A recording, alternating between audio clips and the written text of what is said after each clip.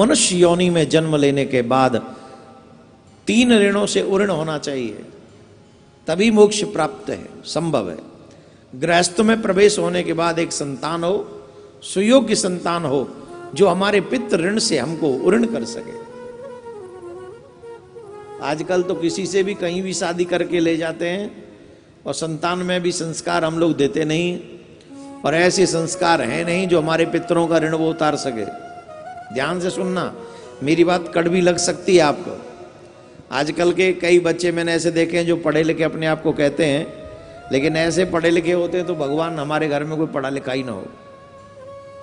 पढ़ने लिखने का मतलब ये तो कतई नहीं हो सकता कि आप अपनी संस्कृति को भूल दो, ऐसा तो कभी नहीं हो सकता कि आप अपनी संस्कृति को मिटा दो, और ये भी कभी नहीं हो सकता पढ़ने लिखने का मतलब है कि आप अपने धर्म के आचरणों का परित्याग कर दो। तुम पढ़े लिखे हो तो गलत आचरण करोगे, ये ठीक नहीं। मदिरा पीना शोभनीय है तो तुम पढ़े लिखे क्यों करते हो? किसी को मारकर किसी का मांस खा लेना यह अशोभनीय है, तुम पढ़े लिखे क्यों करते हो?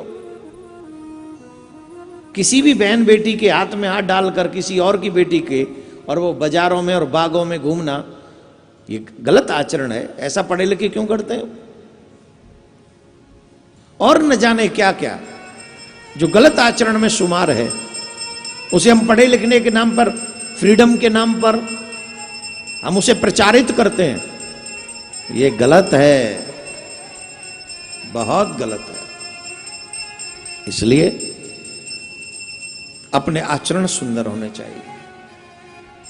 एक बेटा तो ऐसा हो जो हमें पितृ ऋण से उऋण कर सके, इतना संस्कारी हो।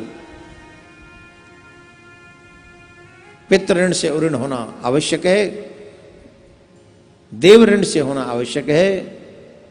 जो सूर्य हमें प्रकाश देते हैं, जल हमें आनंद देते हैं, वायु हमें प्राण देते हैं, आकाश अग्नि हमें जीवन दान देते हैं, तो ये सब हमें प्राप्त होता है इन देवताओं से। तो जब देवताओं से हमें ये प्राप्त होता है तो इन देवताओं का ऋण हमारे ऊपर है, तो वो ऋण से हमें उऋण होना चाहिए। तीसरा, ऋषियों ने हमें मार्गदर्शन कराया, उन ऋषियों के ऋण से भी उऋण होना चाहिए। जो इन तीनों के ऋण से उऋण हो जाता है वो मुक्ति का अधिकारी होता है। तो पितृपक्ष में तो हम भागवत कर ही रहे हैं, और उसमें तीनों ऋण से उऋण होने का सौभाग्य हमको मिलेगा। तो आप सब इस तरफ प्रयास करें।